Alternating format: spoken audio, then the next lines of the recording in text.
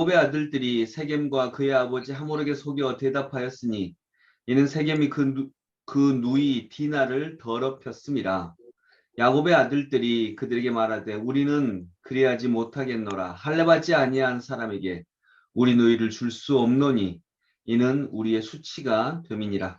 그런즉 이같이 하면 우리에게 허락하리라. 만일 너희 중 남자가 다 할례를 받고 우리같이 되면 우리 딸을 너희에게 주며 너희 딸을 우리가 데려오며 너희와 함께 거주하여 한 민족이 되려니와 너희가 만일 우리 말을 듣지 아니하고 할례를 받지 아니하면 우리는 곧 우리 딸을 데리고 가리라.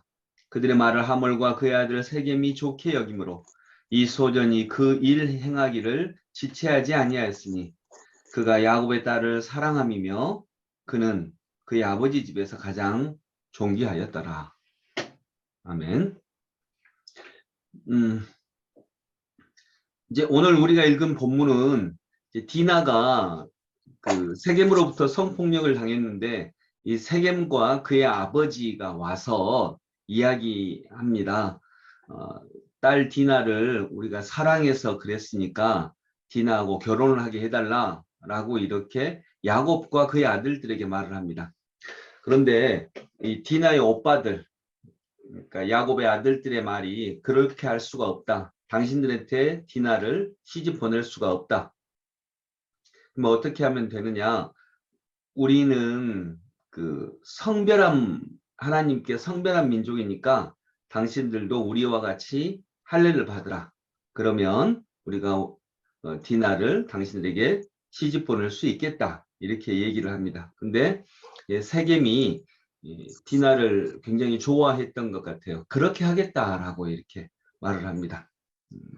그리고 세겜만 하는 게 아니라 그 족속 전체 남자가 다 그렇게 해야 된다. 그렇게 하면 우리 딸을 너희에게 주며 너희 딸을 우리가 데려오고 함께 거주하자. 그렇게 할 수 있겠다. 이렇게 말을 합니다.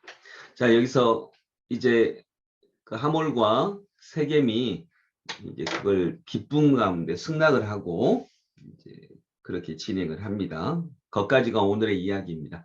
자, 여러분, 할례는 종교적인 의식입니다.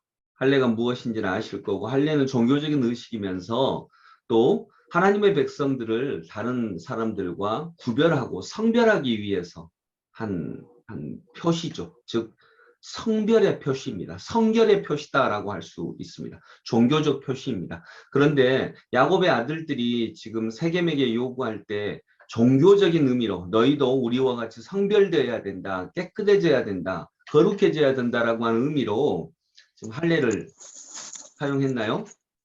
아니요. 네, 그건 아니고 뭘로 사용했죠?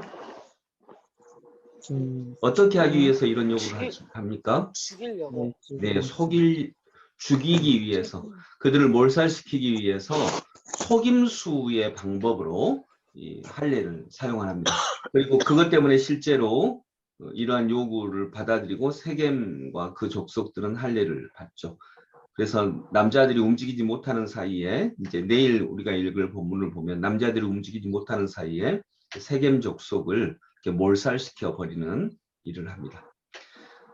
거룩해져라 이렇게 얘기한 것 같지만 실은 거룩하고는 아무 상관이 없고 그들을 거룩하게 만들어야 되겠다라고 하는 욕심도 없습니다. 그런 마음도 전혀 없습니다. 그들은 종교적 표시를 이용을 한 것뿐입니다. 자기들의 열망을 위해서 이용을 한 것뿐입니다. 어떤 면에서는 이해가 되기도 하죠. 네, 여동생을 되게 사랑했나 보다 그렇게 해서 이해되기도 하지만 그 방법을 이해하기에는 그들이 쓴 방법이라든지 그리고 그 결과가 하나님께서 과연 기뻐하실까? 절대로 그럴 리가 없다라고 하는 생각을 갖게 하는 어떤 과정들과 결과들을 만들게 됩니다. 여러분, 신앙은 종교적 성별의 표시는 이용될 수 있는 게 아니다. 종교 신앙은 절대로 내 목적을 위해 이용될 수 있는 것이 아니다라고 하는 것을 우리가 기억을 해야 되겠습니다. 이런 과정 때문에 이스라엘은 지금 점점 하나님의 백성에서 멀어지고 있는 것을 우리가 볼 수 있게 되는 것입니다. 오늘 이 말씀을 통해서 우리가 기억해야 되는 것은 여러분 위기는 기회다라고 하는 말을 아마 다 들어보셨을 텐데 기회가 됩니다. 위기는 정말 기회가 될 수 있고요. 훌륭하게 될 수 있는 기회가 될 수 있습니다. 유다 같은 경우에도 우리가 쭉 45장 근처를 보면 43장, 44장 이쪽을 보면 야곱의 아들 유다 같은 경우에 요셉이 총리가 되고 그 형들이 이제 요셉에게 가서 음식을 청하죠. 근데 형들은 그가 요셉인지를 모르는 상황이죠. 그리고 베냐민을 숨깁니다. 베냐민에게 보물을 숨겨가지고 베냐민을 마치 도둑처럼 만듭니다. 그래서 이때 요셉은 형들이 어떻게 하는가 보자라고 하는 거죠. 그거 다 요셉이 꾸민 일이거든요. 근데 형들은 모르는 겁니다. 야, 베냐민이 진짜 물건을 훔쳤나 보다. 이렇게 생각할 수밖에 없는 상황입니다. 그리고 다 그 전에 뭐라고 얘기했냐면 우리 중에 누가 그 물건을 훔쳤다면 우리를 다 노예로 삼고 그는 죽이라 이렇게 얘기를 했거든요. 그럴 리가 없다라고 생각을 했기 때문에 훔쳤을 리가 없다라고 생각을 했기 때문에 근데 막상 꾸며낸 얘기지만 어쨌든 그쪽에서 물건이 나옵니다. 그때가 굉장한 위기죠. 다 죽을 수밖에 없는 그런 위기죠. 그리고 그때 유다가 나섭니다. 위기를 기회로 만드는 것입니다. 유다가 나서서 내가 대신 당신의 노예가 되겠다.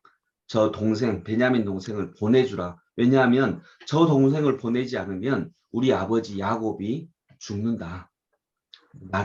나를 차라리 내가 여기서 노예로 있겠다. 동생을 보내주라. 그리고 아버지를 살려야 한다. 이 말에 그 일을 꾸민 요셉이 아 형들이 달라졌구나. 이전에는 동생을 그냥 노예로 팔고 그랬는데 이제는 그럴 기회가 와도 자기들이 아버지를 위해서 베냐민을 위해서 유다가 희생하는구나. 자기가 죽겠다고 하는구나 라고 하는 것을 보게 되고 이때 오히려 기회가 되는 거죠. 그리고 그 후 유다는 바로 그러한 마음으로 이스라엘의 장자와 같은 역할을 하는 지파가 됩니다. 그리고 이 유다 지파에서 예수님의 계보가 나오는 거죠.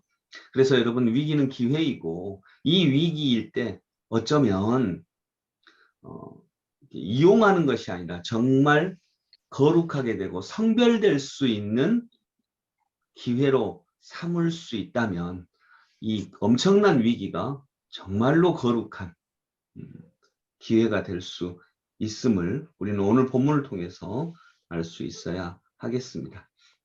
그래서 이때가 정말 하나님의 문화를 전혀 하나님의 문화를 알지 못하는 세상 사람들에게 전할 수 있는 기회가 될 수도 있었는데 이걸 놓쳤다라고 생각할 수 있겠습니다. 우리도 수없이 많은 위기 중에 살아갑니다. 물론 오늘 본문에서 여성의 인권, 어제 말씀드렸듯이 진화의 입장에서 살펴보는 것, 여성의 인권 이런 부분들은 정말 아쉬운 거죠. 그러나 그 당시의 문화를 감안해서 우리가 생각을 한다고 할 때 그것이 가장 중요한 요소가 될 수도 있겠지만 그 당시에 그 남성 중심의 문화를 생각을 한다고 할 때 그런다 할지라도 이런 기회를 성별의 기회로 삼지 못했고 더 아쉬운 것은 종교적 성별의 표시를 즉 신앙의 표시를 속임수로 사용했던 것은 하나님께서 정말 온전하게 받아들일 수 없는 그런 잘못된 행위였다라고 하는 것을 그 마음은 이해가 된다 할지라도 그것은 온당하게 볼 수 없는 행위였다라고 하는 것을 보게 됩니다. 여러분 우리도 신앙의 행위를 신앙적 방법들을 정말 거룩하게 사용해서 세상의 문화보다 하나님의 문화가 점점 이 땅을 덮고 이 땅에서 승리하게 되는 그런 역사가 일어날 수 있기를 소망합니다. 기도하겠습니다. 거룩하신 아버지 하나님, 하나님은 거룩하십니다. 거룩하시다라고 하는 것은 위기를 기회로 만드는 그런 시간들입니다. 왜냐하면 세상은 이길 수는 있고 억압할 수는 있고 승리할 수는 있고 강해질 수는 있지만 거룩해지는 방법을 좀처럼 쓰지 않기 때문입니다. 그런데 이스라엘 백성들은 오늘 아쉽게도 신앙적 방법까지도 속임수처럼 사용합니다.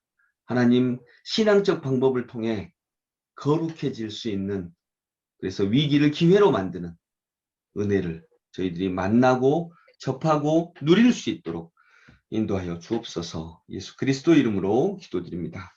아멘. 아멘.